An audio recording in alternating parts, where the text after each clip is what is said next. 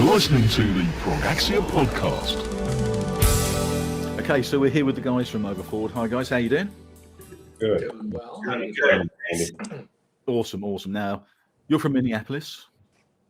Yes. Now, the band started off, when was it, 2012, something like that? Yeah, officially late 2012, early 13, I guess. And the very first question for me is, why the name? Why that spelling of that name? I'm guessing I'm getting it right. Is it Ovrfwrd? It's Ovrfwrd, yeah. Ovrfwrd, because I had to ask a mate of mine, and he said it's Ovrfwrd. Says it on the album. It says no. So why that name? How did that come about? Well, it's kind of an accident. I was doing some graphic design, just ideas, and like everybody knows, being in a band, the worst part about it is coming up with a name. We just, at this point, we just hate everything, and it all sounds ridiculous. And like I said, I was just messing around in Photoshop, and I just typed in letters Ovrfwrd. I don't know why. It just was kind of a dumb accident, or I don't know what I was doing. And it kind of struck me, so I threw it on my list of endless names to add for the band, and gave it to everybody, and was really the only one that stuck out that wasn't derogatory or dumb or, silly. And we kind of, I don't know, I guess agreed that we kind of like the spelling. A little awkward. I don't know. And also, you can sort of guarantee you're going to get the .com on it as well. So yeah, sure. Always a major thing. There's no other band with the same name. No, absolutely, and very original as well. So how'd you get together as a band? And we've got to just say one thing. Kyle isn't here. The bass player Kyle isn't here. Internet connection problems, which is a bit of a shame. We wanted to get everybody on, but it's the way it is. So yeah, how did you get together, you guys? Well, Ricky and I went to high school together, so we've played in bands and played music together on and off for a long time. I've known Chris for about as long. Just outside of high school, I met him and I knew him. Kyle knew Ricky years and years and years ago, and we all have played concurrently but separately for years. And there was a project that Ricky, Kyle, and I had in the late, like 2010, 2009 or whatever, and that kind of fizzled out, and we wanted a shift, and we decided we're going to put an instrumental band together, and we got a hold of Chris, and we all kind of knew each other, and it was real easy, real seamless, and we all have the same direction and goal. And so it was, just kind of timing, And why instrumental? What was the thinking behind doing an instrumental? Because that's unusual in itself, isn't it? It's that most people sort of come up with. I mean, if you look at the bands that are in my show, the best of 2020 progressive rock, it's there's vocal band after vocal band after vocal band. There's not many instrumental bands around. So why instrumental? I think we started talking about instrumental. I brought the idea to Mark in around 2005. We were both doing Indian music at the time, and I knew I wanted to do instrumental because I was heavy into jazz, and I knew this is something that just really, this is the musical direction I'd like to go. And Mark and I discussed this probably 2005, all the way up until the band we were in, as Mark stated, that we were doing before Ovrfwrd started. So the minute we decided to pull the plug on that one, it was kind of, we kind of looked at each other and said, yeah, it's time to do the instrumental thing. At that point, we had tired of singers. Oh, yeah. There's always just another, well, first of all, you're writing basically for the vocalist in a sense, and I got tired of writing lyrics, which I did. And we'd write these songs, and then you'd put, it all of a sudden everything was, you were really just backing a vocalist, it seems like. And Mark and I were doing this Indian music gig, kind of doing performances around town, doing that, and we just were really liking the freedom of no singer. So it was kind of easy. And then plus, a nice thing, Mark and I's very first professional gig together was in 10th grade. Yeah.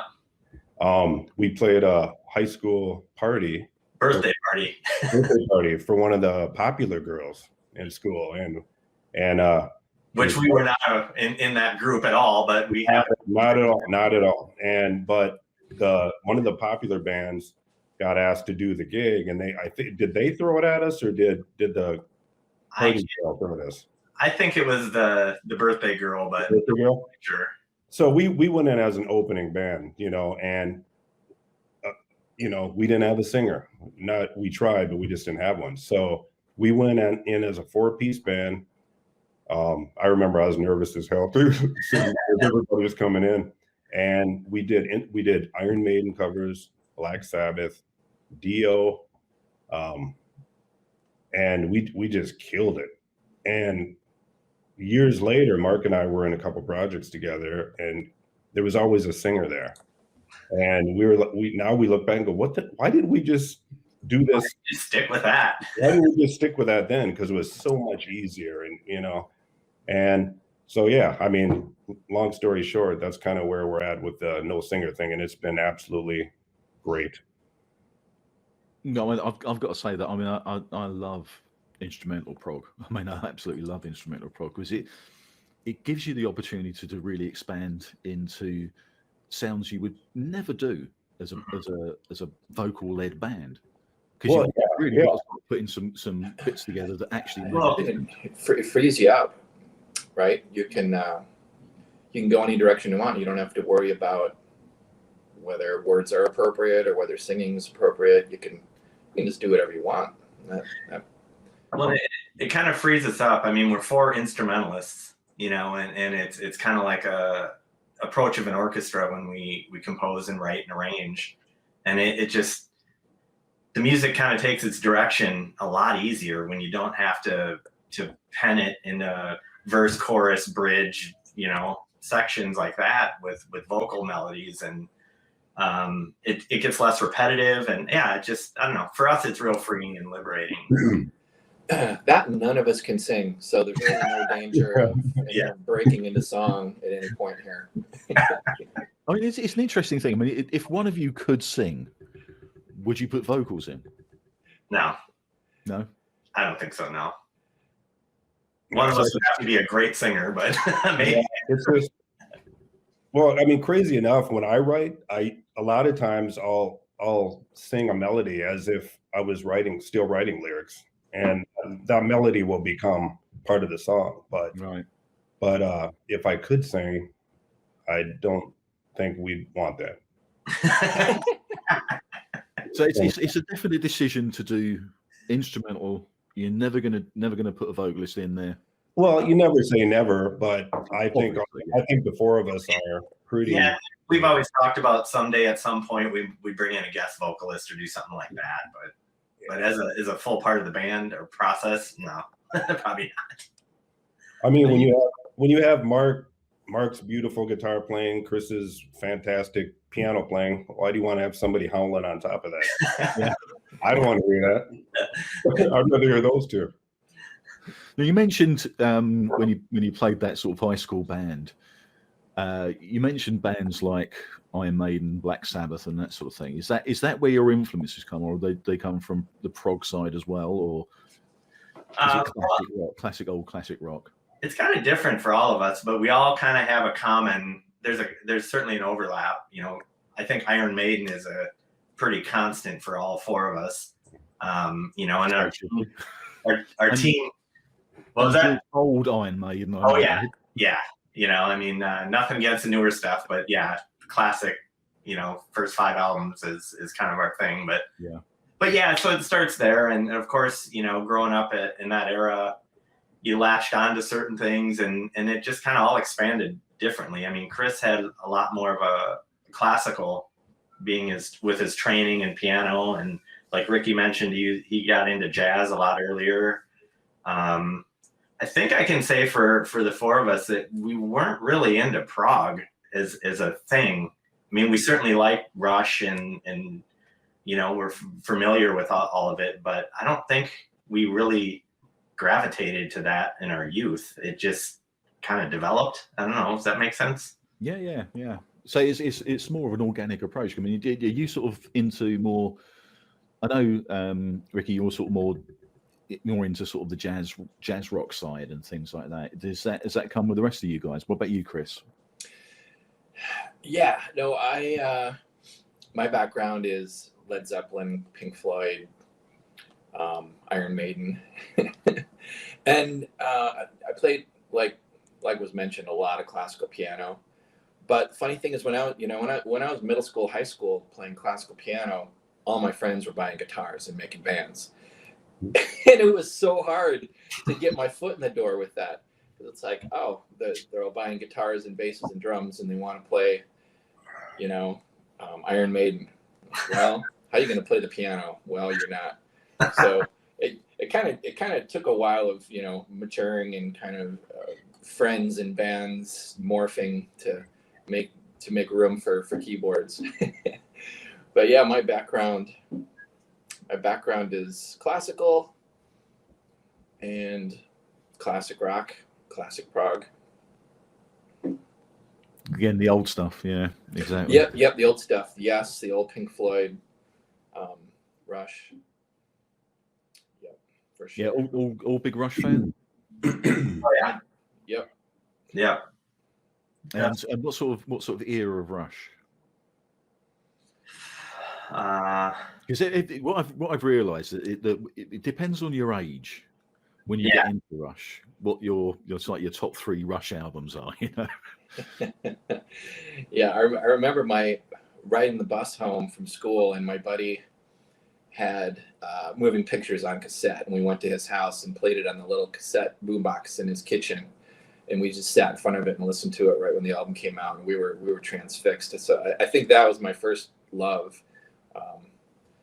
But if I'm going to reach for a Rush album, I really enjoy the live stuff. I mean, All the World's a Stage Exit, Stage Left. It's brilliant, isn't it?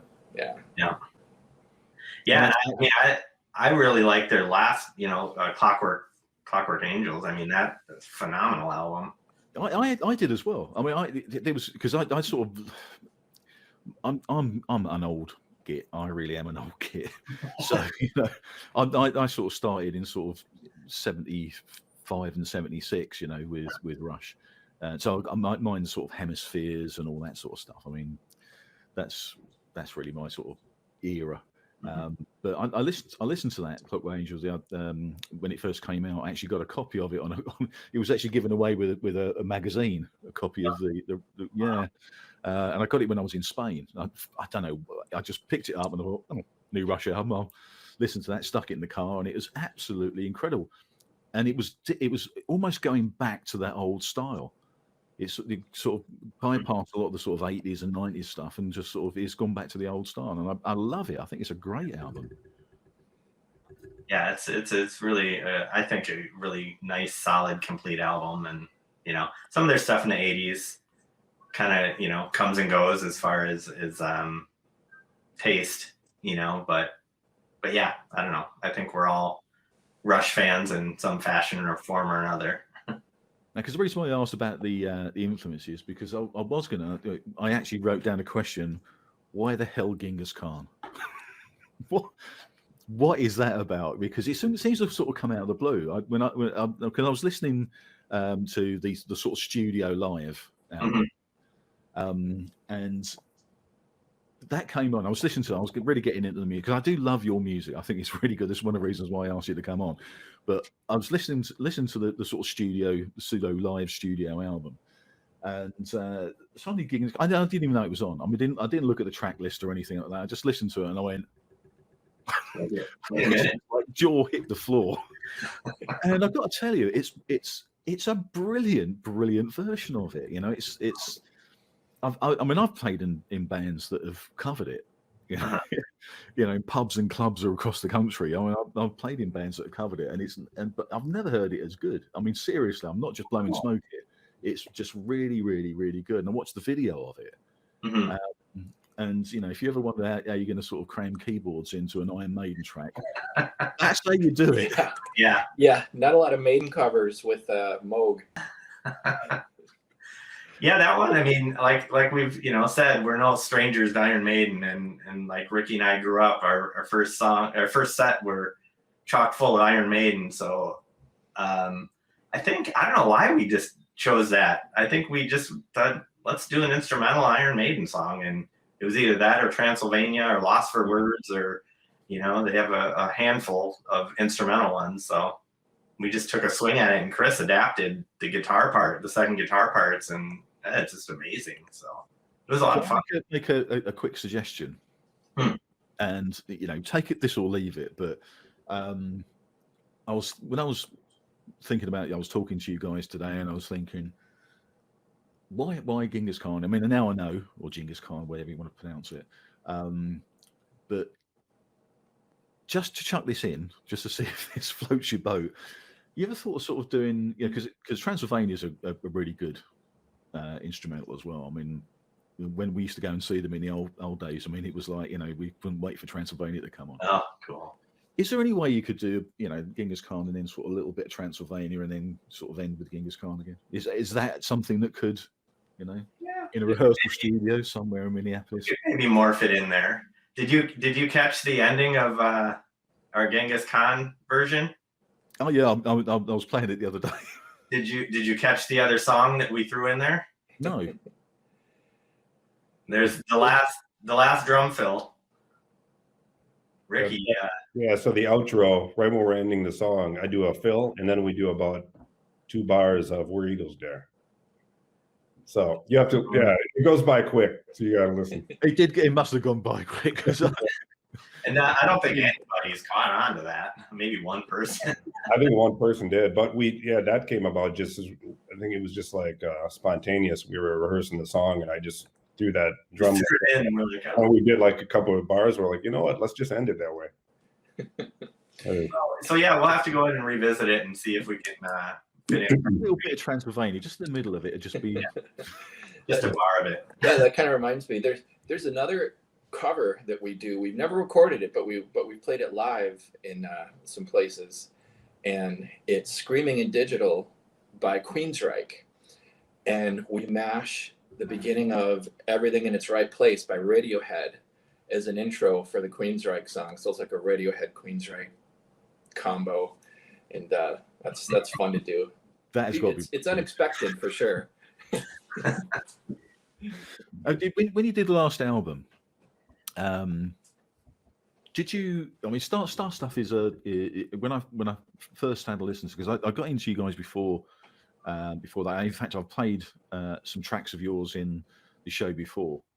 I think I put it in the best of 2019 as well. I might not have done it. Might be just another show.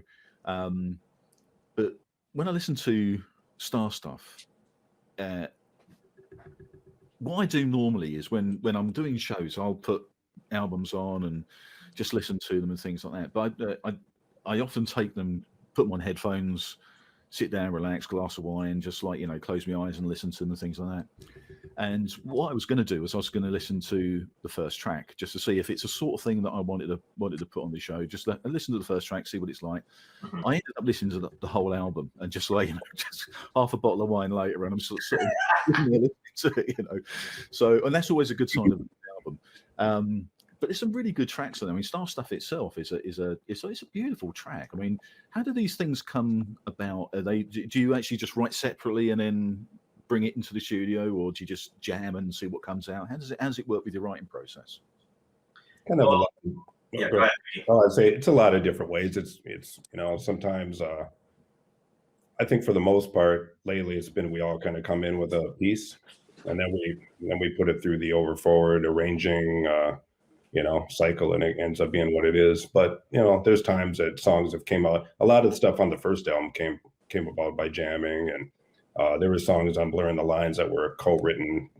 I have a part, Mark has a part, we mash them together, and all of a sudden there's a song. But I think for the most part, everybody kind of comes in with a pretty solid idea, and then we just run in, kind of chisel the stone away until we end up with something that we want to record. It's interesting with the last album, our writing process for each album, the kind of the cycle is we've deliberately tried to change it. Blurring the Lines, we did a full pre-production recording of that album, and we fleshed it out and arranged everything and knew the song order and worked on that, well ahead of time. Where with the last album, Starstuff, we in January of 2020 sat down and set a goal and said, we're going to record, release this album by August. So we just went into it blind and just sat in the rehearsal room. And of course, COVID hit and many other things happened that delayed it a little bit. But we just focused in a very short amount of time for us to make this album, make it nice and short, give it a, its style, and it kind of has its own little flavor, and just go with that. And, with the process that Ricky described, we kind of all come in with parts and just collaboratively shine them up and make them the way we think they should be. Which sort of song came together the easiest then for you on the latest album? I say Starstuff. Starstuff, yeah. I think Mark brought that one in, and I don't think there was much changing to the arrangement at all. I mean, I think we played it. Oddly enough, Kyle went in for minor surgery for something, and he wasn't there. And Chris, Ricky, and I got together, and I had these parts, and I think we played it 3 times. Yeah.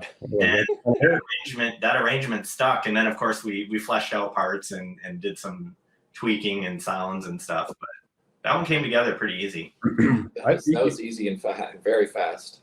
I think the whole record was pretty much like that. Let It Burn was pretty much stayed the same arrangement. Firelight. Mm-hmm.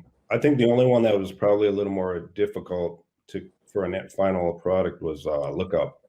That one we kind of mashed through quite a bit to try to get to where it was. And but the thing, like we always say with these songs, is once we get them to where they're at, we record them. They keep progressing and evolving. So I mean, stuff that we're playing right now off the first album sound completely different in some aspects. The arrangements might be the same, but they're played. So these songs, we always say they continue to evolve. Yeah, that's what's kind of fun about them.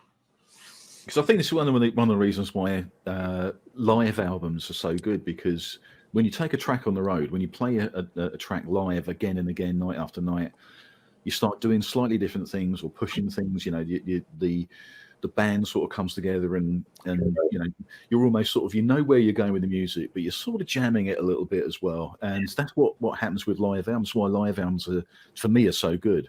Because you've been playing it for so long, it's in muscle memory. You know exactly what you're doing, and so you elevate yourself above knowing I've got to go to a C or a G sharp here, and you just play it, and it's just muscle memory, and you're just enjoying it. And I think that's why live albums, especially when you've been playing those tracks on the road for a while, begin to sound so good. So have you got sort of plans of doing not just a studio live album, but actually a proper live album at some stage?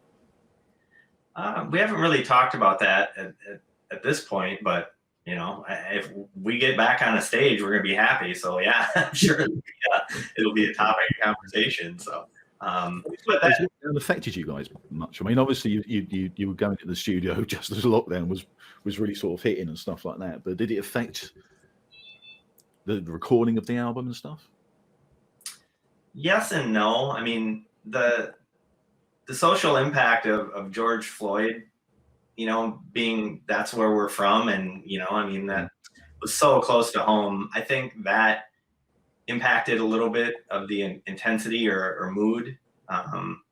But the COVID thing, it was as inconvenient as it was for anybody, but we managed through it pretty good. I mean, we were one of the very few people going down and rehearsing at our rehearsal studio.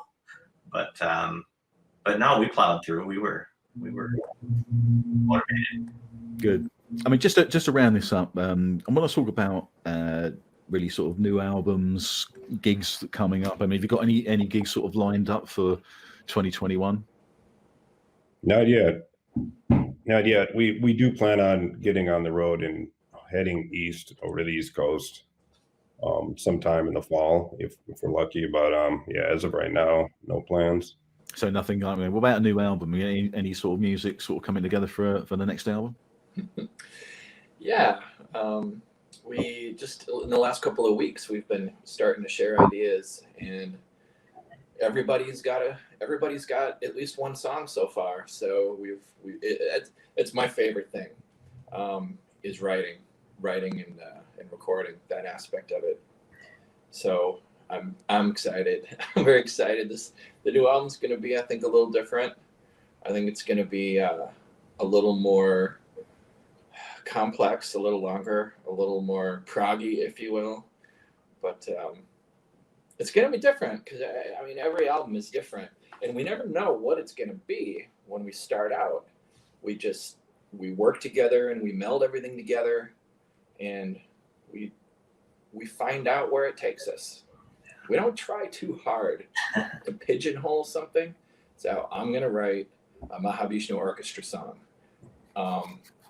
I mean, we might be influenced by that, and I might, write some riffs and say, oh, this is kind of Jan Hammery, and but it always ends up sounding like Ovrfwrd, and it always ends up sounding different from what we've done in the past, which makes it fun. Well, Yeah, it's not music to my ears, to be honest. I don't think I'll ever get confused with John McLaughlin, but no, they're big influence. But no, we have a live set ready to go, and we kind of got to a point where we're like, well, we can only play these songs so much, so let's start writing. And it's going to be a much longer approach on this writing cycle. We're just going to keep writing and keep playing, and then hopefully go out and do some touring and let it evolve, and just see where 2021 takes us, and plan on recording maybe sometime next year. Well, it's wonderful you got got some ideas for the new album. I can't wait to hear that, especially if it's going to be more complex, longer tracks. I love that sort of stuff. So I'm very, very happy, guys. Listen, it's been absolutely fantastic talking to you. Thanks very much for joining us, and we'll see you next time. All right. Well, thank you so much. Thank you, Andy.